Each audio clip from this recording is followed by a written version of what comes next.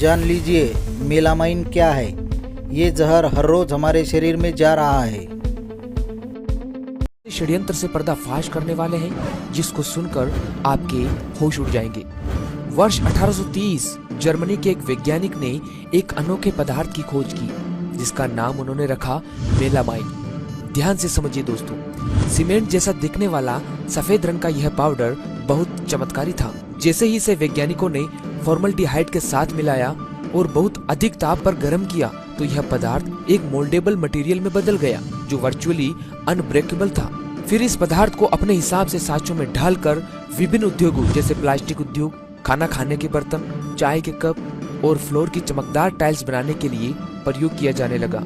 दुष्ट बुद्धि इंसान ने धीरे धीरे पता कर लिया कि मेलामाइन में 67% नाइट्रोजन होती है। यहाँ पर आपको बता दें कि किसी भी खाद्य पदार्थ में प्रोटीन की मात्रा कितनी है इसका टेस्ट एक विशेष विधि केल्डेल टेस्ट से किया जाता है, जिसमें यह देखा जाता है कि उस पदार्थ में नाइट्रोजन की मात्रा कितनी है। अधिक नाइट्रोजन मतलब खाद्य पदार्थ में प्रोटीन की मात्रा अधिक है। फिर क्या था, मेलामाइन से फ्लोर की टाइल्स बनाते बनाते दुष्ट बुद्धि इंसान ने इसे नॉन प्रोटीन सोर्स की तरह खाद्य पदार्थ में इसे मिलाना शुरू कर दिया ताकि उसमें अधिक प्रोटीन होने का एहसास होने लगे। पहले तो दुष्ट बुद्धि ने इसे गेहूं के आटे में मिलाया और उस आटे से गाय, भैंसों और कुत्तों के लिए प्रोटीन रिच पैकेट बंद यमी फूड बनाया। पर लैब में जब इस फेक हाई प्रोटीन डाइट को टेस्ट किया जाता तो उसमें मेलामाइन की मिलावट के कारण खूब नाइट्रोजन मिलती, जिससे लगता कि वास्तव में भर भर के प्रोटीन है इसमें। तो मेलामाइन मिला खाना खा खाकर कितनी गाय मरी होगी इसका डाटा तो पूरी दुनिया में किसी के पास नहीं, किंतु मेलामाइन मिला पशुओं का प्रोटीन रिच फूड अमेरिका में खूब पकड़ा गया और बाद में 2010 के दौर में इस पर बैन भी लगा। अब भारत तो भारत है, यहाँ तो कंकड़ हजम, पत्थर हजम, किसी पर कुछ फर्क नहीं पड़ता। पशु पूरी दुनिया में कम से कम 1 दशक तक मेलामाइन मिला खाना खाते रहे और यह जहर खाकर मरते रहे। किंतु वर्ष 2008 में दुष्ट बुद्धि को नया आइडिया आया। दुष्ट बुद्धि ने सोचा कि पशु ही क्यों, दूध पीने वाले छोटे बच्चे के यमी मिल्क पाउडर में भी तो इसे मिलाया जा सकता है और बच्चों के लिए इसे खरीदते भी ज्यादा है, तो क्यों ना मेलामाइन को डायरेक्ट ड्राई मिल्क फॉर्मूला में मिलाया जाए ताकि उसमें खूब प्रोटीन पड़ी हुई दिखाई दे। बस दुष्ट बुद्धि ने इसे इन्फेंट मिल्क पाउडर में मिला दिया और खूब प्रचार किया कि यह दूध का पाउडर प्रोटीन से भरपूर है।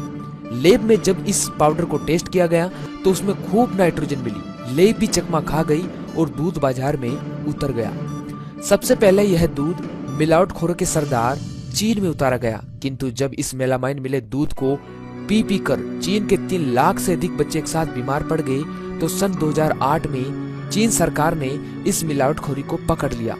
इतिहास में इस घटना को 2008 चाइनीज मिल्क स्कैंडल के नाम से जाना जाता है। आप लोग गूगल करके पढ़ सकते हैं। दूसरे कई देशों में भी इस तरह का मिल्क बिकता हुआ मिला, पर सभी जगह की सरकार ने इसे पकड़ लिया। दुष्ट बुद्धि को पता चल चुका था कि अब अमेरिका, चीन जैसे देशों में उसकी दाल गलने वाली नहीं है। तब उसने भारत का रुख लिया। भारत में आज तक कितने दूध मुँहे बच्चों ने यह फेक प्रोटीन युक्त दूध पिया किसी को कुछ नहीं पता, क्योंकि किसी ने आज तक इसका टेस्ट ही नहीं किया। कितने बच्चे इस दूध को पी कर बीमार होकर अस्पतालों में भर्ती हो रहे हैं, किसी को भी आज तक नहीं पता, किसी के पास कोई डाटा नहीं है। अब सुनिए इसके आगे की मजेदार बात। दुष्ट बुद्धि की सोच यही तक सीमित नहीं थी दोस्तों। भारत की दुष्ट खोपड़ी के दिमाग में दूसरी ही बात चल रही थी। उसने सोचा कि क्यों न इस जादुई पदार्थ से पूरा का पूरा दूध ही बना दिया जाए। तो उसने दूध लिया और उसमें पानी मिलाया, पर पानी मिलाने से तो उसमें प्रोटीन की मात्रा कम हो गई, जिसे लैब में टेस्ट करके पकड़ लिया जाता। दुष्ट बुद्धि को पता था कि मेलामाइन को अगर इस पानी मिले दूध में मिला दिया जाए तो मेलामाइन से नाइट्रोजन निकलेगी, जो लैब में किए जाने वाले प्रोटीन टेस्ट को चकमा दे देगी और लगेगा कि दूध में उतनी ही प्रोटीन है जितनी होनी चाहिए। पर भाई वसा भी तो कम हो जाएगी। इसका समाधान दुष्ट खोपड़ी ने सुअर, गाय, भैंस इत्यादि की चर्बी मिलाकर कर दिया। तो लो जी, हो गया सफेद सफेद प्रोटीन रिच दूध तैयार। कोई माई का लाल नहीं बता पाएगा कि इसमें प्रोटीन नहीं, मेलामाइन नाम का जहर मिला हुआ है। वही जहर जिससे बनती है फ्रेश की टाइल्स। पर दोस्तों हद तो तब हो गई जब भारत की खाद्य नियंत्रण संस्था FSSAI ने वर्ष 2016 में एक कानून बनाकर भारत में बिकने वाले दूध में मेलामाइन को लीगल कर दिया।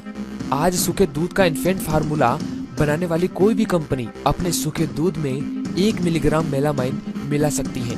लिक्विड इन्फेंट फार्मूला जैसे कि लिक्विड दूध में यह परमिशन 0.15 मिलीग्राम लीटर और अन्य खाद्य पदार्थ में 2.5 मिलीग्राम केजी के हिसाब से मेलामाइन नाम का जहर मिलाने की खुली परमिशन है।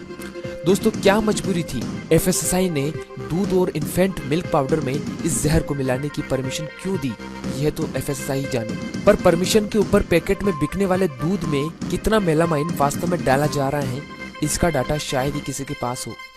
पर आजकल आपने देखा होगा पैकेट के दूध में बहुत मोटी मलाई की परत आती है। यह मलाई नहीं, फ्लोर की टाइल्स बनाने वाला सफेद मेलामाइन है। मेडिकल साइंस में भी यह प्रूव हो चुका है कि मेलामाइन एक बहुत ही खतरनाक किस्म का जहर है। इसकी माइक्रोग्राम मात्रा भी किडनी की कोशिकाओं को डैमेज कर नष्ट कर देती है। इससे किडनी फेल हो जाती है और तमाम तरह की अन्य बीमारियां लग जाती हैं। मेलामाइन के कण गुर्दों में जमा हो जाते हैं और सफेद टाइल्स के फर्श जैसी पत्थरी बनाते हैं। इसके संपर्क में आने वाली कोशिकाएं ROS नामक केमिकल बनाती हैं, जो खतरनाक कैंसर पैदा करती है। इसके ऊपर वर्ष 2015 से लेकर अब तक सैकड़ों रिसर्च पेपर आ चुके हैं। डॉक्टर, वैज्ञानिक लोग चाहें तो गूगल पर सर्च कर पढ़ सकते हैं। दोस्तों, आपके हमारे दूध मुहे बच्चों के ऊपर यह लीगल जहर खाकर क्या असर पड़ रहा होगा, आप सोच सकते हैं। जब दूसरे देशों में यह बैन हो सकता है तो हमारे देश में क्यों नहीं। दोस्तों, अगर हमको अपने बच्चों और खुद को इस जहर से बचाना है तो हमें इस जहर के खिलाफ आवाज उठानी होगी और इसे हमारे देश में जितने भी खाए या पिए जाने वाले खाद्य पदार्थ में इसके इस्तेमाल पर पूर्ण रूप से प्रतिबंध लगाने के लिए आवाज उठानी चाहिए। तो दोस्तों, एक बार फिर साथ हो जाइए इस मिशन में और हर एक व्यक्ति तक इस वीडियो को पहुंचाए ताकि वो मेलामाइन के इस सफेद जाल से बाहर निकल सके। ये मिशन आपके बिना संभव नहीं है, इसलिए हर एक मित्र वीडियो को शेयर करें